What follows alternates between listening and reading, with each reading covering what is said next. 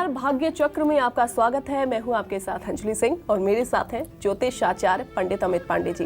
पंडित जी, आपका बहुत बहुत स्वागत है। जी धन्यवाद आपका। सूर्य शांति के क्या हैं उपाय? कैसे मिलेगा भगवान सूर्य का आशीर्वाद? कैसे करें भगवान भास्कर की पूजा? सूर्य साधना का क्या है विधान? कैसे करें सूर्य की वस्तुओं का दान? देखिए सिर्फ भाग्य चक्र में। वैदिक काल से भगवान सूर्य की उपासना का उल्लेख मिलता है। सूर्य को वेदों में जगत की आत्मा और ईश्वर का नेत्र बताया गया है। सूर्य को जीवन, स्वास्थ्य एवं शक्ति के देवता के रूप में भी माना जाता है। सूर्यदेव की कृपा से भगवान खुश होते हैं, वहीं पृथ्वी पर जीवन बरकरार भी रहता है। ऋषि मुनियों ने उदय होते हुए सूर्य को ज्ञान रूपी ईश्वर बताते हुए सूर्य की साधना आराधना को अत्यंत कल्याणकारी बताया है। प्रत्यक्ष देवता सूर्य की उपासना शीघ्र ही फल देने वाली मानी गई है। यहाँ तक कि भगवान सूर्य की साधना स्वयं प्रभु श्री राम ने भी की थी। ऐसे में आज हम सूर्य पूजा के नियम और विधानों की बात करेंगे। पंडित जी, प्रोग्राम की शुरुआत करते हैं और बताइए कि सूर्य की उपासना कैसे करनी चाहिए और सूर्यदेव को कैसे प्रसन्न भी किया जा सकता है और साथ ही विधान क्या है पूजा के। जी, भगवान भास्कर यानी सूर्य देव की साधना आराधना का अक्षय फल मिलता है जो कभी समाप्त नहीं होता है। यदि कोई साधक, कोई भक्त सच्चे मन से भगवान भास्कर की साधना करता है तो निश्चित रूप से भगवान भास्कर अपने भक्तों के सुख व समृद्धि की आशीर्वाद प्रदान करते हैं, उसे अच्छी सेहत का आशीर्वाद प्रदान करते हैं। हम जब ज्योतिष शास्त्र का अध्ययन करते हैं तो ज्योतिष शास्त्र में भगवान भास्कर श्री सूर्य नारायण को नवग्रहों का राजा कहा गया है, ग्रहाधिपति कहा गया है। और आपने देखा होगा कि जब कभी भी कर्मकांड में नवग्रह पूजन होता है तो सारे ग्रहों के परिधि मंडल के मध्य में श्री सूर्य नारायण की संरचना बनाई जाती है। श्री सूर्य का स्थान नवग्रह मंडल के बीचों बीच होता है, बाकी शेष ग्रह उसी सूर्य देव की परिक्रमा कर रहे होते हैं। ऐसे में जब ज्योतिष का और व्यापक अध्ययन करते हैं तो उसमें भगवान भास्कर को पिता की संज्ञा दी गई है, पिता के भाव का कारक माना गया है। अगर ज्योतिष शास्त्र में देखें तो जन्म कुंडली में कर्म भाव का कारक भगवान भास्कर को माना गया है। जीवन से जुड़े तमाम दुखों और रोग आदि को दूर करने के साथ साथ जिन लोगों को संतान का सुख नहीं है उन्हें भगवान भास्कर की आराधना साधना जरूर करनी चाहिए। उन्हें सूर्य साधना का लाभ जरूर मिलेगा। पिता पुत्र के संबंधों की बात हो या अपने आत्मोत्थान की बात हो, श्री सूर्य नारायण की साधना विशेष लाभ प्रदान करती है। खास करके यदि आपका संबंध आपके पिता से खराब हो या आपके जीवन में पिता का कोई समस्या है, पिता से जुड़ी हुई कोई समस्या है, पिता की सेहत खराब है, तो ऐसे में भी पुत्र को श्री सूर्य नारायण की साधना करनी चाहिए। सूर्य की शांति के लिए आप क्या करें वह आपको बताता हूँ। आप प्रातःकाल स्नान आदि क्रिया से निवृत्त होने के साथ सूर्योदय के साथ ही भगवान श्री सूर्य नारायण को जल अर्पित करें, जिसे आप सूर्यार्घ कहते हैं। सूर्यार्घ देने के बाद आप सूर्य से संबंधित वस्तुओं का दान भी कर सकते हैं। इसके अतिरिक्त सूर्य के मंत्रों का जप आपके लिए लाभकारी होगा। हवन, कुछ श्री सूर्य नारायण की हवन सामग्री है, विशिष्ट रूप से उन हवन सामग्री समिधा का प्रयोग भगवान सूर्य को आहुति देने के लिए आप कर सकते हैं। मंत्र जप करना और श्री सूर्य नारायण की शक्तियों को धारण करने का प्रयास कर सकते हैं। इससे आपको निश्चित रूप से लाभ मिलेगा। सूर्य की वस्तुओं से जल स्नान कराना, मतलब कोई बीमार है, कोई रोगी है, जन्म कुंडली में सूर्य खराब है और सूर्य की पीड़ा से आपको शारीरिक कष्ट हो रहा है, तो ऐसे में रविवार के दिन सूर्य की औषधि से अगर जल में मिला करके स्नान कर लिया जाए तो सूर्य की पीड़ा से मुक्ति मिलेगी, रोग शांति होती है।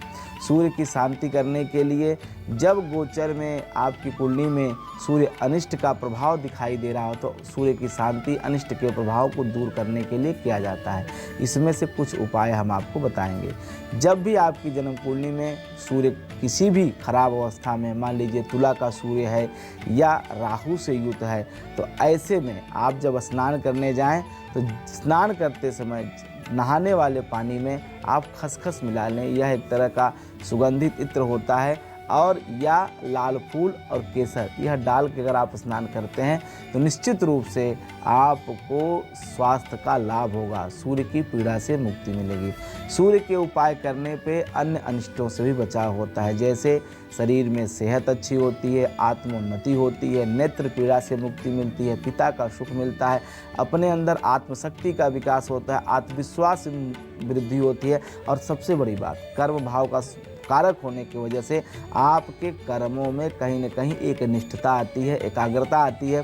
खास करके जो लोग नौकरी करते हैं उनको निश्चित रूप से लाभ मिलता है सूर्य साधना से।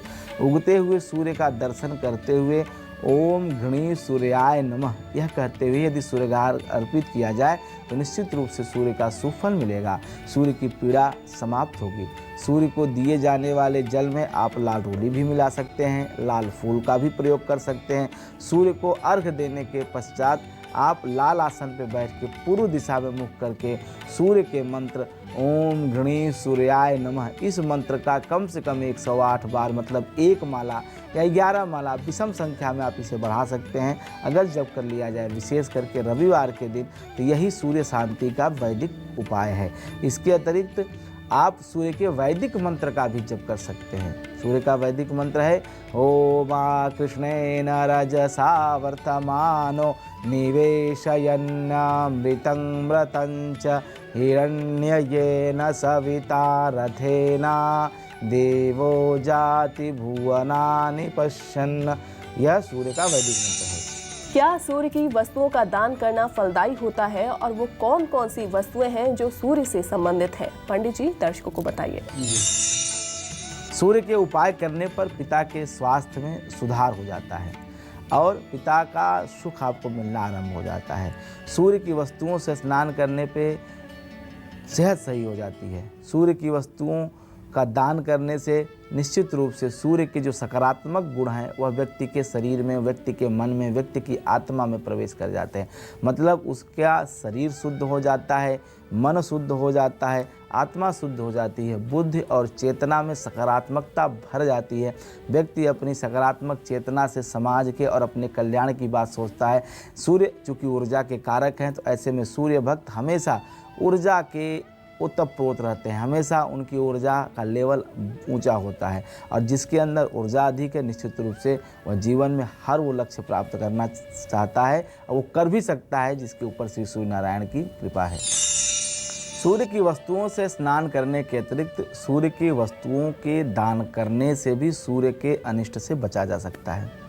सूर्य की दान देने वाली वस्तुओं में तांबा एक धातु है, धातु के पात्र का आप प्रयोग कर सकते हैं। गुड़, गेहूं अनाज, मसूर अनाज के रूप में ये वस्तुएं आप दान के स्वरूप में रविवार के दिन प्रयोग कर सकते हैं। ये दान आप प्रत्येक रविवार के दिन या सूर्य संक्रांति क्या होता है यह समझ लीजिए। सूर्य संक्रांति हर महीने 13 से लेकर 15 अप्रैल के मध्य में होता है। संक्रांति का मतलब होता है सूर्य जब किसी एक राशि का त्याग कर दूसरे राशि में प्रवेश करता है, उसे सूर्य की संक्रांति कहा जाता है। तो 13 से 15 अप्रैल हर महीने सूर्य अपनी राशि बदलता है, अपनी कक्षा बदलता है।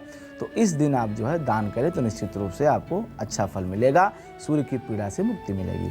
सूर्य ग्रहण के दिन साधना का दिन कहा जाता है, मंत्र सिद्धि का दिन कहा जाता है। तो ऐसे में सूर्य ग्रहण के दिन अगर सूर्य के मंत्रों का जाप किया जाए, सूर्य की वस्तुओं का दान किया जाए तो यह जो लाभ है यह कई गुना, कोटि गुना, सहस्त्र गुना फल बढ़ जाता है। इस उपाय के अंतर्गत आप सभी वस्तुओं को एक साथ दान कर सकते हैं, सूर्य ग्रहण के दिन, संक्रांति के दिन, रविवार के दिन। लेकिन आप एक विशेष बात ध्यान रखें, दान करते समय वस्तुओं का वजन, एक तो नियम है कि अगर आप मान लीजिए तुला दान कर रहे हैं तो तुला दान करते समय अपने वजन के बराबर अनाज का दान करें, अन्यथा अपनी सामर्थ्य के अनुसार आप दान कर सकते हैं 5 किलो 7 किलो। एक बात ध्यान रखिए, विषम संख्या में दान करना चाहिए। विषम में दान करने का हमारे शास्त्र विधान क्यों है यह मैं स्पष्ट कर देता हूँ। देखिए, सम संख्या हमेशा विभाजित होती है। अगर आपने सम संख्या में कोई जप किया है या सम संख्या में कोई दान किया है तो वह संख्या विभाजित होती है। मतलब अगर आपने 2, 4, 8, 10, 12, 14, 16, 18, 20, 22, 24 में किया तो 2 से विभाजित हो जाएगी, मतलब खंडित हो जाएगी। लेकिन यही जब आप विषम संख्या में दान करते हैं 1, 3, 5, 7, 9, 11, 13, तो यह किसी भी संख्या से विभाजित नहीं होती है, यह सिर्फ अपने ही संख्या से विभाजित होती है। इसलिए हमारे सनातन धर्म में कोई भी दान, कोई भी मंत्र जब हमेशा विषम संख्या में करने की बात कही गई है, ताकि कभी भी उसे विभाजित न किया जा सके, कभी उसे खंडित न किया जा सके, कभी उसे तोड़ा न जा सके। इसलिए हमेशा किसी भी देवी देवता का मंत्र, कोई भी दान वस्तु जब भी आप करें तो उसे विषम संख्या में करें, क्योंकि विषम संख्या कभी विभाजित नहीं होती है, इसे आप ध्यान रखें। दान की जाने वाली वस्तुओं को प्रत्येक अपने संचित धन से ही दान करना चाहिए, क्योंकि जो आप दान कर रहे हैं वह अपने पुरुषार्थ का प्रतिफल के रूप में जो आपको प्राप्त हुआ है आप वह दान करें, न कि आप जो है किसी दूसरे का धन दान करें। जिसके लिए दान किया जा रहा है उसकी आयु कम होने या अन्य किसी कारण से अगर वह स्वयं वस्तु नहीं ले सकता है तो उसके परिवार को कोई निकट व्यक्ति उसकी ओर से ये दान कर सकता है। इसे हम प्रतिनिधि दान के रूप में करते हैं। प्रायः हमने देखा है कि जब लोग बहुत बीमार हो जाते हैं और असहज अवस्था में होते हैं, वो पूजा पाठ या दान नहीं कर सकते हैं, तो ऐसे में वो लोग अपने परिवार के किसी सदस्य को अपना प्रतिनिधि नियुक्त कर सकते हैं या किसी योग्य जो वैदिक ब्राह्मण है आप उनका चयन कर सकते हैं। दान करते समय सूर्य भगवान में पूरी श्रद्धा रखें और आप ये विश्वास रखें कि जो मैं यह दान दे रहा हूँ या इससे भगवान श्री सूर्य नारायण जरूर प्रसन्न होंगे, और ऐसी आस्था के साथ आप दान करेंगे तो निश्चित रूप से आपको शुभ फल मिलेगा। क्योंकि गीता कहती है कि श्रद्धा से ही आप जो है दान का फल प्राप्त करते हैं। अश्रद्धा से दिया गया दान, आहुति, जप सब बेकार हो जाता है, क्योंकि यह जो आपका मन है, मन से ही आपको अच्छे और बुरे बंधन का ज्ञान होता है। मीमांसा कहती है कि मन एवं मनुष्याणाम कारण बंधन मोक्षयो, मन ही मनुष्य के बंधन और कारण का मोक्ष का कारण है। तो ऐसे में अगर मन आपका ठीक है, मन में किसी प्रकार की भ्रांति, शक, शंका, शुभा नहीं है, तो निश्चित रूप से यह जप, यह तप आपके लिए कल्याणकारी होंगे। लेकिन इससे अतिरिक्त एक बात आपको बताता हूँ, आपकी श्रद्धा हो या ना हो, आपका मन हो या ना हो, लेकिन अगर आप मंत्रों का जप करते हैं, अगर आप साधना करते हैं, भले आप किसी भी तरह से, चाहे आप बेमन से जप करिए, चाहे आप आलस्य में जप करिए, चाहे आप निद्रा में करिए, आपकी इच्छा हो ना हो, अगर आप जप करते हैं तो उसका फल आपको मिलेगा, अच्छा या बुरा जो आप मांग रहे हैं। तो आप कहेंगे कि यहाँ श्रद्धा की प्रश्न समाप्त हो जाता है। नहीं, श्रद्धा का प्रश्न यहाँ समाप्त नहीं होता है। क्यों नहीं होता है वह बताता हूँ। जैसे विष है, विष अगर आप जाने में पिएंगे तो भी उसके परिणाम आपको मिलेंगे। अगर कोई ज़बरदस्ती आपके मुंह में डालेगा तो भी विष वही करेगा जो आप जानबूझ के पिएंगे। इसी तरह से अमृत अगर आप जानबूझ के पिएंगे तो भी परिणाम वही आएगा, अनजाने में पिएंगे तो भी वही परिणाम आएगा। तो ये जो मंत्र जप हैं ये आपको हर समय लाभ देंगे, हर समय आपके काम आएंगे, चाहे आप श्रद्धा से करिए चाहे अश्रद्धा से करिए। लेकिन दान करते समय श्रद्धा रखनी चाहिए, क्योंकि अगर आप दान करते समय श्रद्धा नहीं रखेंगे, दान करने के बाद आपको पश्चाताप होगा, अरे मैंने तो यूं ही खर्च कर दिया, जिससे आपको मानसिक विकार उत्पन्न होगा और कुछ नहीं। बाकी जो आप उपाय करेंगे, चाहे मन से करिए चाहे बेमन से करिए, लाभ आपको जरूर मिलेगा।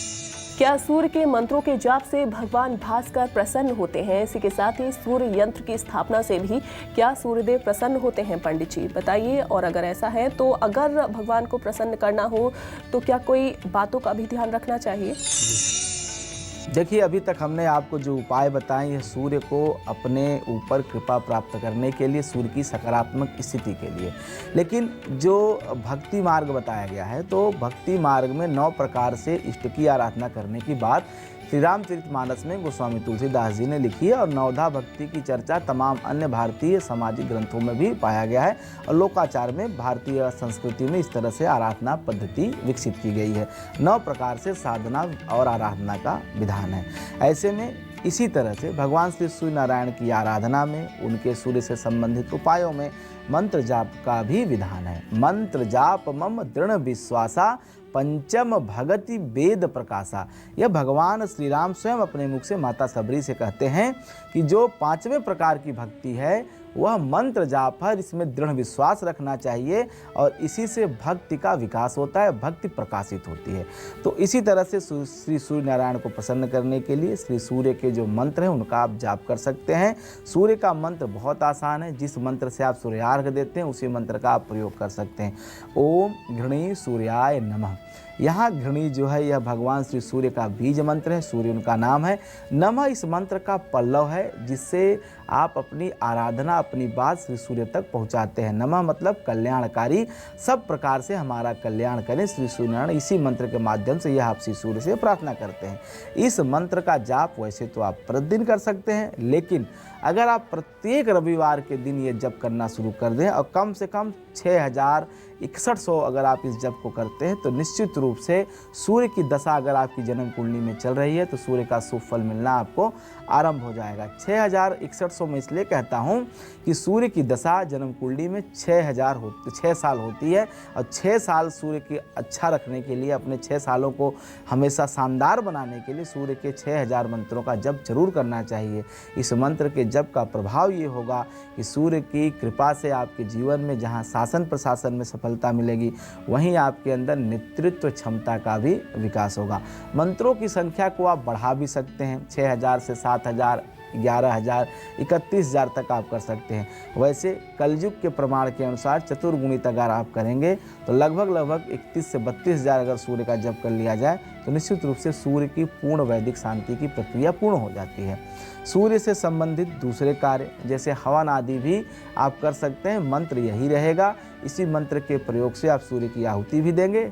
फ़र्क सिर्फ इतना है, जहां आप नमः पल्लव जोड़ रहे हैं उस नमः के स्थान पे जो स्वाहाकार है, जो अग्नि की शक्ति है, उस स्वाहा का प्रयोग करना है। ओम घृणी सूर्याय स्वाहा इस मंत्र का प्रयोग करते हुए काले तिल से या देसी घी से अगर हवन किया जाए तो निश्चित रूप से शुभ फल मिलते हैं। इसके अतिरिक्त जो सूर्य की समिधा है, नवग्रहों की एक एक समिधा होती है। जैसे आपने सुना होगा शनि की समिधा शमी है और जो है देवगुरु बृहस्पति की समिधा पीपल है, उसी तरह से सूर्य की समिधा जो होती है वह मंदार है। मंदार एक वृक्ष है। मंदार की जो समिधा होती है, जो लकड़ियाँ होती है, उस सूर्य के हवन कार्य के लिए प्रयोग किया जाता है, आहुति देने के लिए प्रयोग किया जाता है। आपको क्या करना है कि उस मंदार की लकड़ी को ले आएं, अपनी पहली अंगुली के बराबर आप उसे छोटे छोटे टुकड़े में विभाजित कर लें। उसके पश्चात देसी घी में डुबो करके ओम घृणी सूर्याय नमः इस आहुति को कहते हुए आम की लकड़ी जला लें, उसके ऊपर आप आहुति देना आरंभ करें और 108 आहुति 108 उस मंदार की समिधा का प्रयोग करते हुए आहुति दें। निश्चित रूप से आपके ऊपर सूर्य की कृपा मिलेगी। खास करके यह प्रयोग उनके लिए अति आवश्यक हो जाता है जिन्हें कोई शारीरिक पीड़ा है, जिनकी जन्म कुंडली में सूर्य तुला राशि का है, जिनके जन्म कुंडली में सूर्य राहु से ग्रस्त है, जिनके जन्म कुंडली में कोई नौकरी से संबंधित या दशम भाव के संबंधित पीड़ा है, जिनको पिता का सुख नहीं मिल रहा है, पैतृक संपत्ति की प्राप्ति नहीं हो रही है, उन्हें ये उपाय जरूर करना चाहिए। खास करके हम अपने ऐसे दर्शकों को बताना चाहेंगे जो राजनीति के क्षेत्र में हैं, लेकिन कतिपय कारणों से उन्हें राजनीति में अच्छी सफलता नहीं मिल रही है, पद प्रतिष्ठा की प्राप्ति नहीं हो रही है, तो कहीं सूर्य भी इसका एक कारण हो सकता है जो आपको राजनीति में सफलता नहीं मिल रही है। उन्हें रविवार के दिन मंदार की समिधा से हवन जरूर करना चाहिए और कम से कम ओम घृणी सूर्याय नमः का 6100 बार जप अवश्य करना चाहिए। यह करके देखें 4 रविवार, आपको जरूर सफलता मिलेगी। श्री सूर्य की कृपा से सरकारी अधिकारी, सरकार से आपको जरूर लाभ मिलेगा।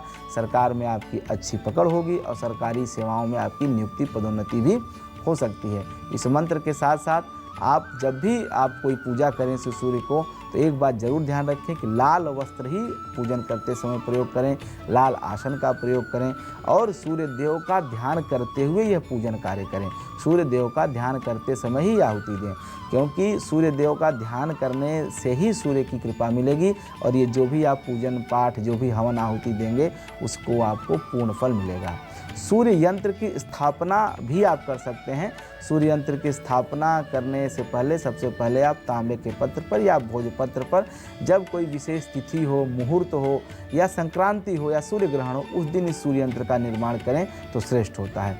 सूर्य यंत्र में समान आकार के 9 खाने बनाए जाते हैं। इनमें निर्धारित संख्या लिखी जाती है। ऊपर में 3 खानों में 6, 1, 8 संख्या क्रमशः अलग अलग खानों में होती है। मध्य में खानों में 7, 5, 3 संख्या लिखी जाती है और अंतिम लाइन के खानों में 2, 9, 4 लिखा जाता है। इस यंत्र की संख्याओं की यह विशेषता है कि इनका सम किसी और भी किया जाए तो उसका योगफल 15 ही आता है। संख्याओं का निश्चित खाने में ही लिखना चाहिए, इधर उधर लिखने से यंत्र अधूरा हो जाता है, अखंडित हो जाता है। तांबे के पत्र पर ये खाने बनवाकर इनमें ये संख्याएं लिखवा लेनी चाहिए, या फिर भोजपत्र या कागज़ पर लाल चंदन, केसर, कस्तूरी से इन्हें अनार की कलम से स्वयं लिख लेना चाहिए। अनार की कलम से इस यंत्र को बनाना सबसे सर्वश्रेष्ठ माना जाता है। इसके अतिरिक्त आप लाल स्याही की कोई पेन भी प्रयोग कर सकते हैं। सभी ग्रहों के यंत्र बनाने के लिए इन्हीं पदार्थों का प्रयोग लेखन कार्य के लिए किया जाता है। लेकिन सबसे अच्छा ये है कि आप बना बनाया मार्केट में सूर्य यंत्र आता है, उसका प्रयोग आप कर सकते हैं। इसके अतिरिक्त आप सूर्य नारायण को प्रसन्न करने के लिए सूर्य की प्रतिमा का भी प्रयोग कर सकते हैं, इससे भी आपको जरूर लाभ मिलेगा। सूर्य की प्रीति के लिए, आत्मविश्वास की वृद्धि के लिए स्फटिक की माला का भी प्रयोग किया जाता है। अगर आप कुछ नहीं कर रहे हैं तो एक स्फटिक की माला रविवार के दिन पहन लें, इससे भी सूर्य की सकारात्मक ऊर्जा आपके शरीर में हमेशा बहती रहेगी। हमेशा एक ऊर्जा का स्तर आपके शरीर में सकारात्मक रूप से बना रहेगा। तो पंडित जी ने आपको बताया कि किस तरीके से आप भास्कर को प्रसन्न कर सकते हैं, लेकिन अब पंडित जी से जानते हैं कि क्या भगवान सूर्य को खुश रखने के लिए हवन भी फलदायी होता है। आखिर कैसे करें सूर्यदेव का हवन, पंडित जी से जानते हैं। पंडित जी बताइए। जी अंजलि जी, अभी आपने जो हवन का प्रश्न किया है, हवन के बारे में एक सूक्ष्म विधान तो मैंने आपको बता दिया, लेकिन जब बृहद विधान में आते हैं तो देखिए, सूर्य आरोग्य की शक्ति है, पिता का कारक है। और जब जन्म कुंडली में सूर्य का दुष्प्रभाव प्राप्त हो रहा हो तो, या सूर्य राहु केतु से पीड़ित हो, ग्रहण काल में सूर्य फंसा हो, तो ऐसे में सूर्य का जो सर्वश्रेष्ठ उपाय होता है वो आहुति होती है, विशेष आहुतियाँ होती हैं। इसमें जब सूर्य का गोचर आपके कुंडली में अशुभ स्थिति में चली जाए तब ये उपाय आपको जरूर कर लेना चाहिए। आपको क्या करना है, जैसे मैंने पहले बताया कि सूर्य के मंत्रों से ओम घृणी सूर्याय नमः, या सूर्य का जो विशिष्ट वैदिक मंत्र है, सूर्य का वैदिक मंत्र का प्रयोग करके काले तिल या मदार की समिधा से इस आहुति को करना चाहिए। इसके अतिरिक्त एक आहुति की बात आती है जिस आहुति के बारे में साधक ही जानते हैं, सामान्य जन के बारे में यह चर्चा नहीं है, लोकाचार में यह प्रचलित नहीं है। वह है अपने अंदर आहुति देना। अगर सूर्य बहुत पीड़ित है और आप मानसिक रूप से बहुत परेशान हैं, बहुत तनाव में रहते हैं, बड़ी पीड़ा में रहते हैं, तो ऐसे एक विशिष्ट हवन के बारे में आपको बताता हूँ। यह हवन क्या है, यह शरीर के अंदर है। इसके लिए कोई बाह्य आडंबर की आवश्यकता नहीं है, कोई आपको औषधि की आवश्यकता नहीं, किसी पदार्थ, किसी देसी घी, काले तिल, चीनी, कुछ भी आवश्यकता नहीं है। सिर्फ आपको अपने शरीर के अंदर कुछ क्रियाएं बताता हूँ, करिए। देखिए, जब सूर्य की बात आती है, ये जो नवग्रह मंडल है ये कहीं न कहीं हमारे शरीर में ही विराजमान होते हैं। जैसे जब हम सूर्य की बात करते हैं, चंद्रमा की बात करते हैं, तो सूर्य क्या है? सूर्य हमारे नेत्र का कारक है, सूर्य हमारी आत्मा का कारक है। लेकिन अब ये सूर्य और नेत्र और आत्मा को ठीक कैसे किया जाए, इसके बारे में एक आहुति बताता हूँ, जिसे पंच आहुति, हमारी शरीर में पंच आहुति का विधान है। तो जब आप देखेंगे तो दाहिनी नासिका और बाईं नासिका, तो ये जो नासिका स्वर है इसमें दो तरह की गति होती है। एक नासिका से सांस जाती है, दूसरी से बाहर आती है। कभी कभी एक ही सांस चलती है साधकों की, जब वो चाहें जो नासिका स्वर चला सकते हैं। लेकिन आप देखेंगे तो आपकी एक ही नासिका हर समय चलती है, एक बंद होती है तब दूसरी चलती है। तो ऐसे में जो दाहिनी नासिका है, जिसको सूर्य नाड़ी कहा जाता है या सूर्य ग्रह का प्रतिनिधित्व करती है, और इसे संस्कृत में पिंगला नाड़ी कहा जाता है। पिंगला नाड़ी जिसका स्वरूप पिंगल वर्ण का होता है। इसके साथ जो चंद्र नाड़ी है इसे इड़ा कहा जाता है, और इसका जो रंग है वो सफ़ेद है। इन दोनों के मध्य में जो एक तीसरी नाड़ी है, जो सुषुम्ना जिसका नाम है, उसको कहा जाता है, और उसका वर्ण श्वेत वर्ण है। तो इड़ा, पिंगला और सुषुम्ना, इन तीन नाड़ियों के माध्यम से सूर्य की आहुति दी जाती है। कैसे? आप सूर्य नासिका से स्वर खींचें, सांस खींचें, उसके बाद चंद्र नाड़ी से, मतलब बाईं नासिका से आप जो है सांस को छोड़ें। यह क्रिया करने से मन जहाँ शांत होता है वहीं सूर्य की कृपा भी मिलती है। इसे नाड़ी शोधन प्राणायाम भी कहा जाता है। नाड़ी शोधन प्राणायाम करते समय आप अगर 1 मिनट तक अगर आप सांस खींचते हैं तो कम से कम 4 मिनट तक सांस रोकें और 2 मिनट तक सांस छोड़ें। यह थोड़ा सा कठिन है, यह आप शुरू करें 10 सेकंड से। कम 3 सेकंड सांस खींचें, 6 सेकंड तक सांस रोकें और पुनः जो है 6 सेकंड में ही छोड़ें। आगे जब आप प्रक्रिया को बढ़ाएंगे तो सांस रोकने की शक्ति को बढ़ाना है, मतलब जितना आप सांस खींचेंगे उसका 4 गुना सांस रोकें और 2 गुने में सांस छोड़ें। यह सूर्य की आहुति है आपके शरीर के अंदर। इससे सूर्य और चंद्र दोनों ग्रहों का आपको सकारात्मक फल मिलता है। यह जब आपके छठे घर का स्वामी हो सूर्य, 7वें घर में बैठा हो सूर्य या 7वें घर का स्वामी हो, 7वें पे दृष्टि डाल रहा हो सूर्य, पीड़ित हो सूर्य, तब यह उपाय करने से व्यक्ति के कष्टों में कमी आती है। अगर सूर्य गोचर के दौरान आपको अशुभ फल दे रहा है तो भी यह हवन करना आपके लिए फलदायी हो जाता है। या कुंडली में किसी भी तरह से सूर्य का अशुभ प्रभाव आ रहा है तो यह उपाय करने से सूर्य को बल मिलता है, आपके चेहरे के तेज बढ़ता है, कांति बढ़ती है और सूर्य की कृपा से जीवन में समस्त लक्ष्य, समस्त कार्य पूर्ण होते हैं। तो पंडित जी ने आज के प्रोग्राम में आपको बताया कि अगर आप भगवान सूर्य की उपासना कर रहे हैं, उनको खुश कर रहे हैं, तो किन बातों का ध्यान आपको रखना चाहिए और साथ ही विधान क्या है पूजा के। पंडित जी बहुत बहुत शुक्रिया आपका। जी धन्यवाद आपका। भाग्य चक्र में आज बस इतना ही। आगे के एपिसोड में हम कुछ और विषयों पर पंडित जी से विस्तार से चर्चा करेंगे, लेकिन आज हमें दीजिए इजाजत और आप देखते रहिए न्यूज़ 24 मध्य प्रदेश छत्तीसगढ़। नमस्कार। नमस्कार।